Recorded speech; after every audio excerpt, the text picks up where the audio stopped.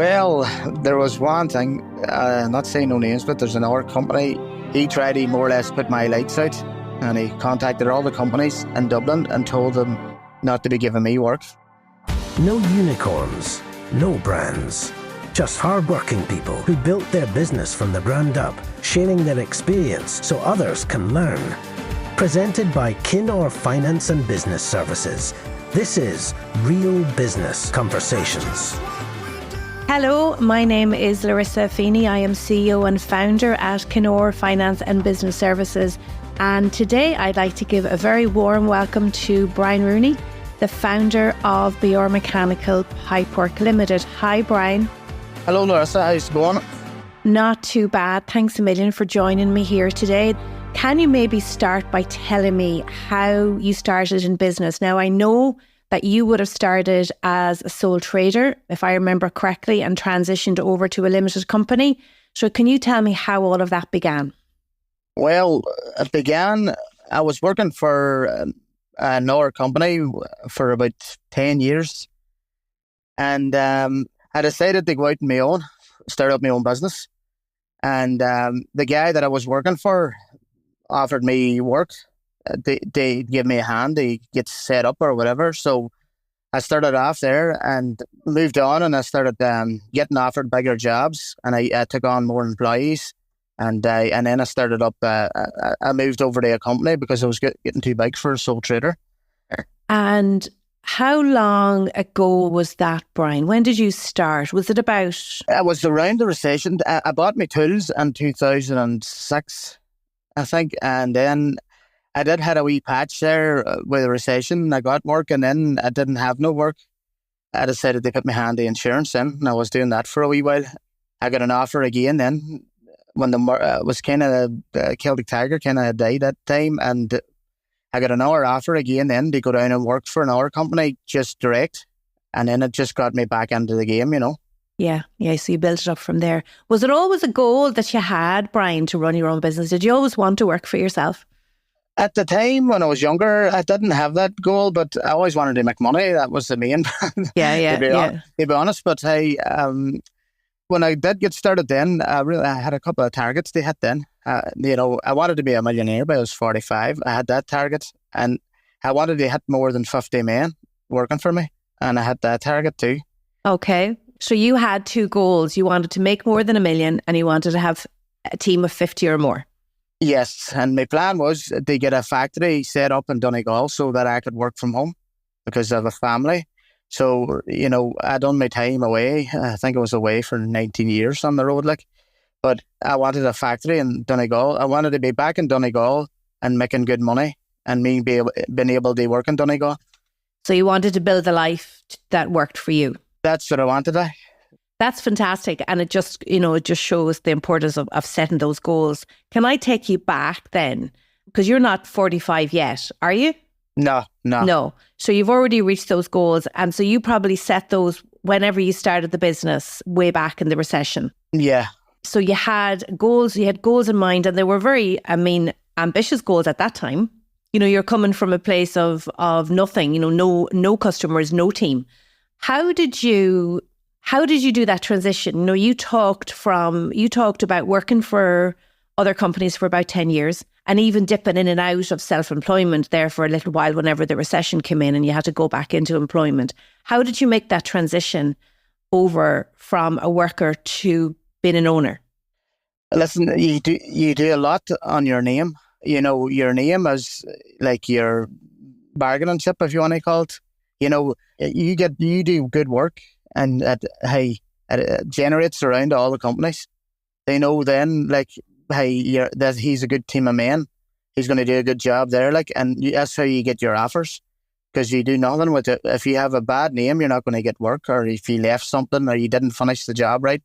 And quality's the key, quality and speed, So you started off doing a good job yourself, and then you went on to train your team to do... That's what I done. I took, each time I brought on somebody new, I would have brought them with me for about 2 months and showed them everything, I knew. And then I would have let them do a wee bit of fitting, and I would have tried to just guide them the whole time. And then if I thought then, you can let them go now. let them go out with the rest of the guys. That's the way I would have done it. And I built a good team like that.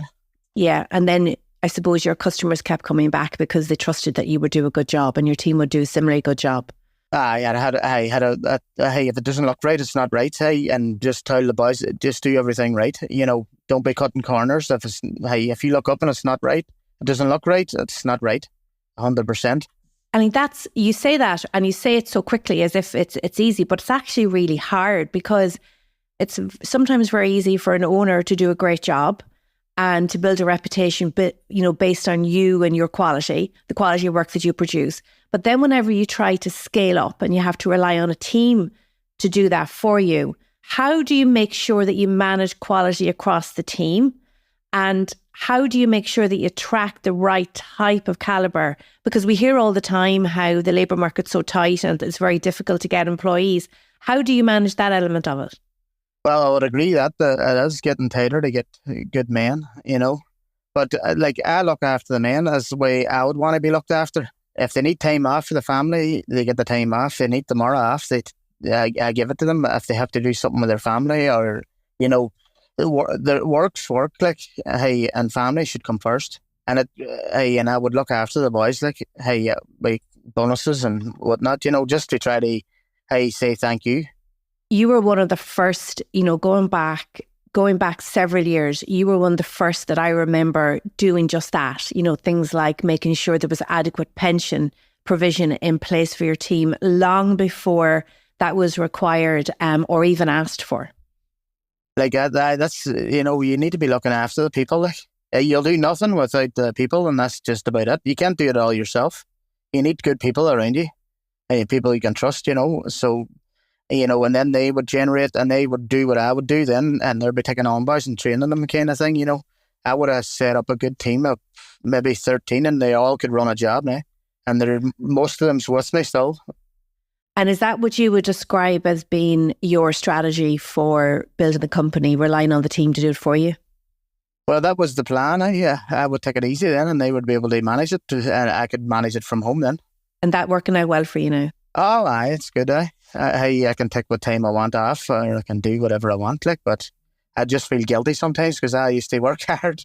I used to work harder, but I used to love working. To be honest, 12-hour shifts, 13-hour shifts. I would have done 14-hour shifts when I was on my own. When I went out to start, I would have done the 4 days, but I would have done 14 hours work each day, which didn't bother me, because it was all for me. It was for my business to grow, But I think you sent a very clear message then, Brian, by doing that to your team, that you worked hard and they'll work hard and you reap the rewards then, but it doesn't come easy. You do get respect if you've done it all, what they're doing now. You get more respect if you've already done it, and you know what you're talking about. There's none as bad as a man that didn't touch anything or do a bit of work, before. It's hard to get respect then. It is. It's actually something I've never understood. I've met a couple of business owners over the years who've never done the job itself. And I struggle to understand how that's possible. And it is possible, of course, but as you say, it's probably harder to get respect. It's harder to price a job then if you don't know. I could walk in and I would be able to see the pipe going in. That's the kind of way I have, I can do that now. I was always, I'd be good with maths, that's about it.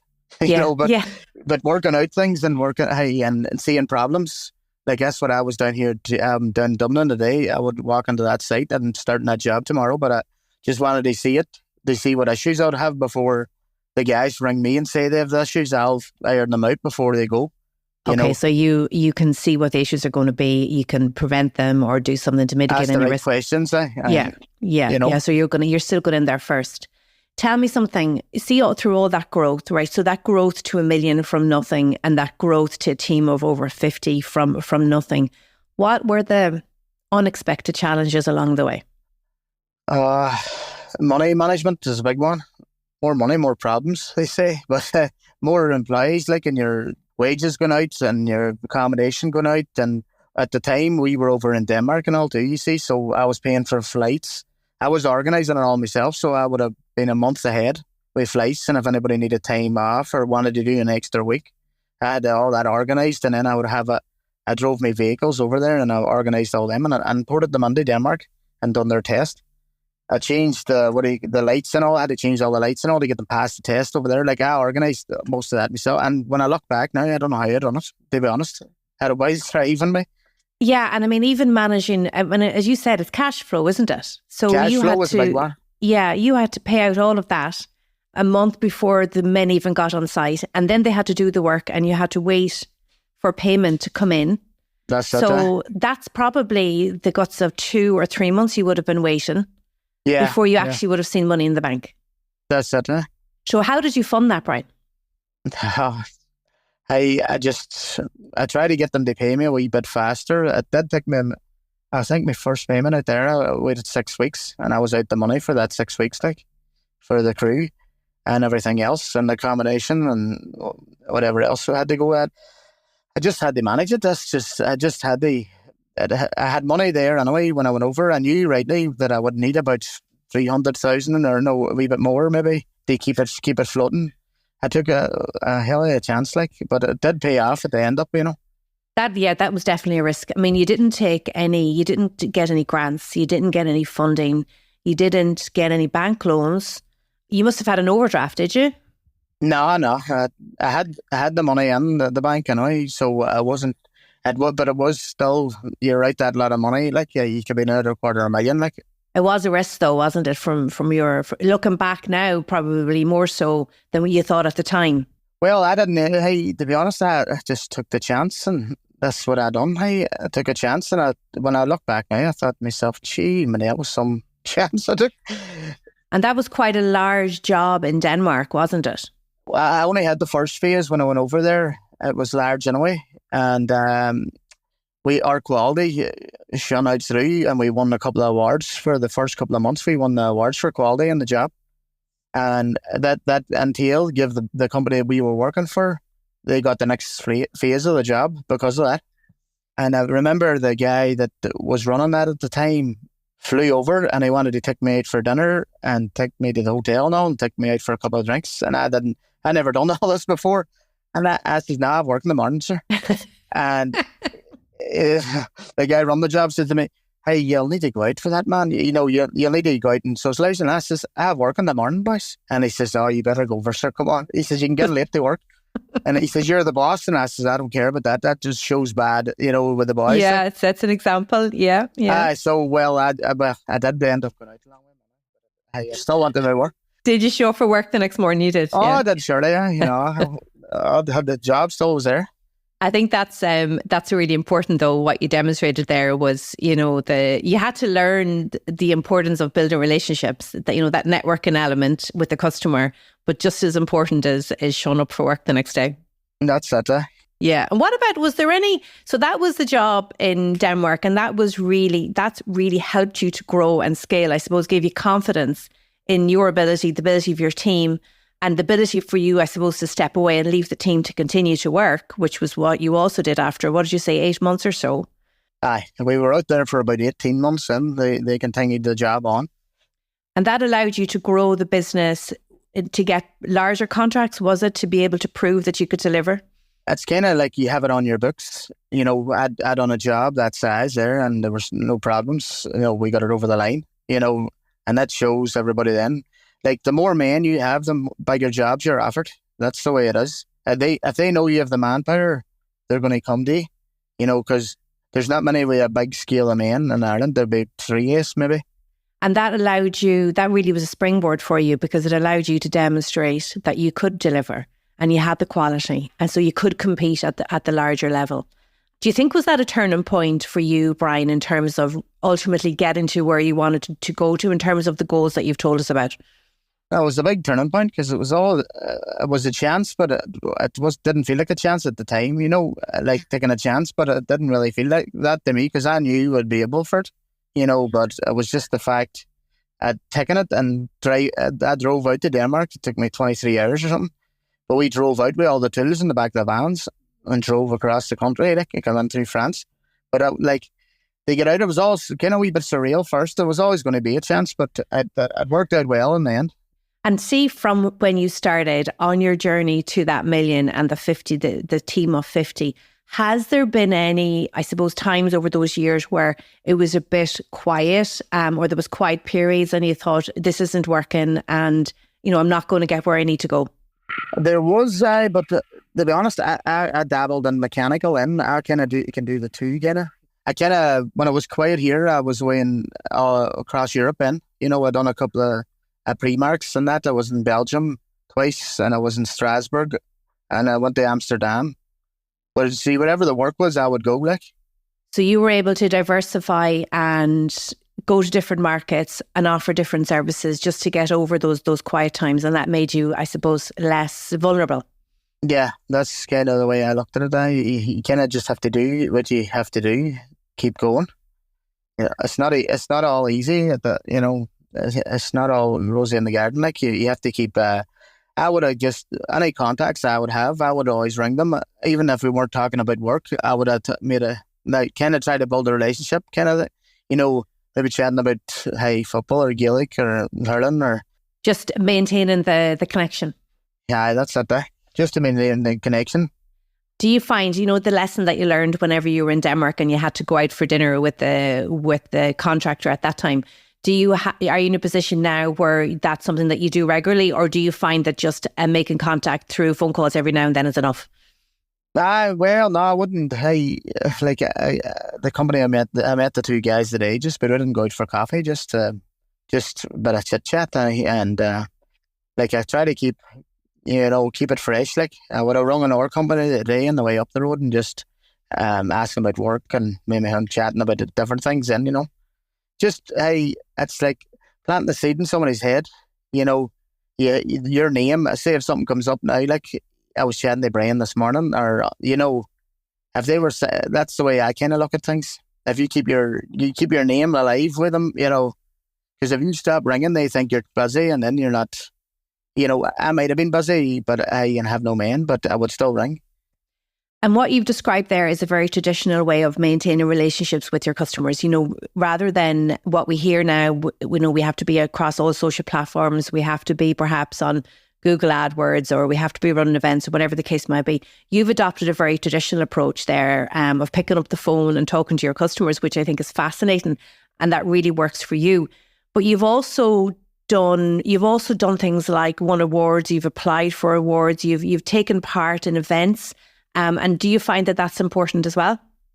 It is probably, but I didn't really probably make the most of it. I probably should. There was a pile of events on, but I was always too busy to go to them.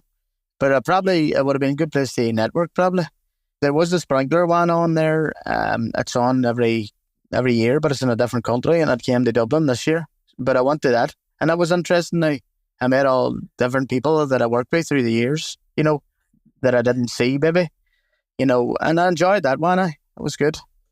And whenever you've talked there about your team, about your customers, and your journey to where you currently are today, talk to me about how good you are at delegation and how good you are at relying on your team. Have you found it easy over the years to delegate? It's not too bad. Like I'm a fixer. If something goes wrong, I'll do whatever it takes to get it fixed again, or if it needs or something needs to be done, or I would probably drive down myself and do it. Would you? So you're not good at delegating? Is that what you're telling me? Well, I am, but if I thought like them boys are stuck and they need help, I would probably just come down the road myself. But I'm good at organising everything and moving and trying to make everything fall into place like a plan.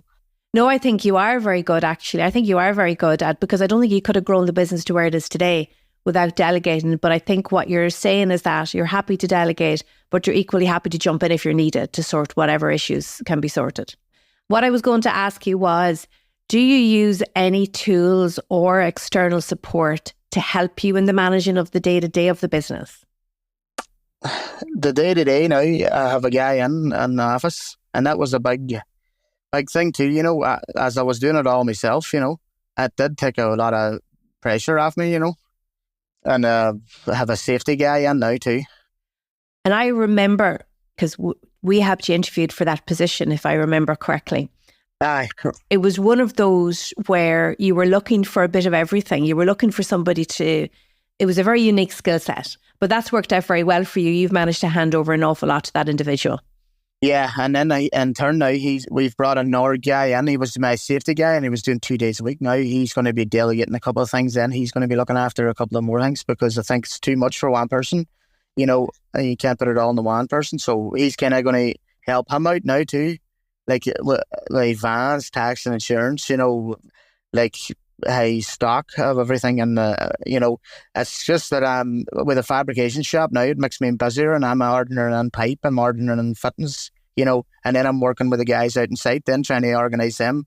Maybe I need to get accommodation for them if they're not in Dublin or whatever. That works all right. I just cannot. They phone me for the last say. You know what I mean? Has there only been any lessons, Brian, that, in terms of managing the business or managing people, that you've learned the hard way over the years? Oh, there's a couple of lessons, there's always lessons. The trust is a big thing, trusting people. Yeah. Can you give us an example of something that you've learned the hard way? Can you think of anything? Well, there was one thing, not saying no names, but there's another company. He tried to more or less put my lights out, and he contacted all the companies in Dublin and told them not to be giving me work. And that it just pushed me to do a bigger thing. I was never getting that big until he done that. And it kind of backfired for him, but it was a lesson, it was hard. It was hard, but I still never dropped my man, and I still kept going. So even through that adversity, you were able to maintain the team and keep them paid, I suppose, and grow the business ultimately. Yeah, I would have. I probably would have went to China for work for him not to beat me. That's the kind of me. I wouldn't give up. Never give up. That's resilience, isn't it? Aye, that's it there. Yeah. That's so important. So tell me now about the future. What's the plan to further grow the business, or do you have plans to further grow the business? Oh, listen, I was trying to buy a bit of land and try to build a factory. I have a factory at the minute, but it's made up of 3 sheds, and it's not really the way I want it. And I can't do the way I want it because you'd need to alter it, and you'd need to do it a different way. But I was trying to do that now, but I had a stumbling block there now in regards to the cost of the land that the council's trying to charge me, but that's a different story. But no, I still probably, I'm hoping to expand a wee bit more, maybe get a couple more machines in.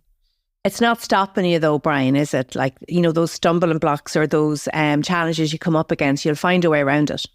No, that's it. You have to keep going, just keep going, and I just maybe get better machines, or make it faster, or, but it seems to be busy enough now, works busy enough now. And seeing that you've reached the goal that you set whenever you started the business, have you set yourself new goals? And I'm not going to ask you what they are, because I know that you'll tell us whenever you've reached them. But have you set yourself new goals for the future? Have I? Aye. Okay, and maybe you can tell us when you've reached them, what they are. Brian, when did you feel, or have you felt that you made it, that you reached where you wanted to go? That was it when you moved back to Donegal, whenever you were able to spend time with your children, or when was it? To be honest, I would be well sore myself. I wouldn't really. Everybody always says, look, Jesus, you're going well. And I wouldn't really look behind me, I'm just looking ahead. I don't care what I've done. I'd want to just keep going. That's the way I look at it. I don't really say, oh, Jesus, bum yourself up. Nah, I would just keep it lit here and see how you get on. You're just going to keep on going? Keep on going, because life's a bit short here. You need to be enjoying it now, probably. Absolutely. And what does success look like for you? I don't know. I don't know if I could settle if I did retire or something. I don't know. And in the COVID times, my phone stopped ringing, and I was bored. I'm all busy. I'm involved in the dog track. I'm involved in my own business of the workshop. I'm a coach for the Gaelic. I'm a coach for the football. I don't really take much time. I have to be moving all the time. Tell us about that element, just that giving back. You mentioned that, the coaching with the football and with the Gaelic, that I know that you do that, and even the work with the local community. How important is that to you? Oh, it's good. I love the coaching now. I went to the Foyle Cup this year and brought the team with me. I brought them to the cinema after, and I brought them to McDonald's, and I got one of my buses, and I took the whole lot down. A couple of crazy runs down to Limavady and Derry, like, but hey, they were good crack, you know. They'll not forget it, and I would say, you know, and that's one thing. Like, hey, I remember when I played football when I was younger. All I remembered as, hey, the bus trips, the crack in the bus. That's why I wanted to give them that experience. So I lifted them every day for the Foyle Cup and took them in, you know. Tell me now, last question I have for you, Brian. What is the one piece of advice you would give to small businesses? So businesses that are now where you were 12, 13 years ago. What's the one piece of advice you would give them if they're looking to grow their business? You'd have to have goals, you know. You need to have goals. You need to have something to aim for. If you've no aim for it, you're kind of just drifting. Just, you know, you need to have something there. They say, right, I'm going to do this here. And end of this year, I'm going to be here.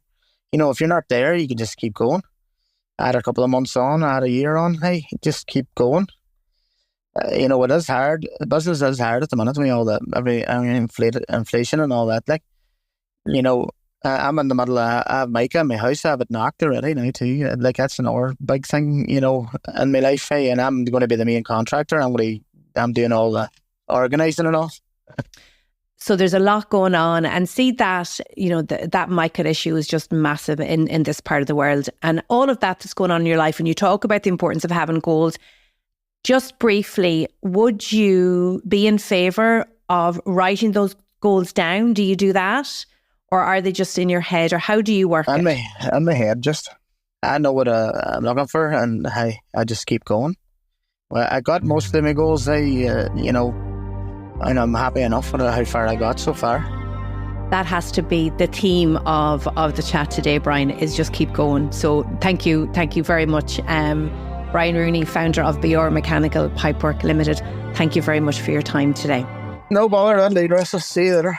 Thank you for listening to Real Business Conversations with Kinor. For more information on this episode, see the description area of this podcast or visit our website, kinor.com.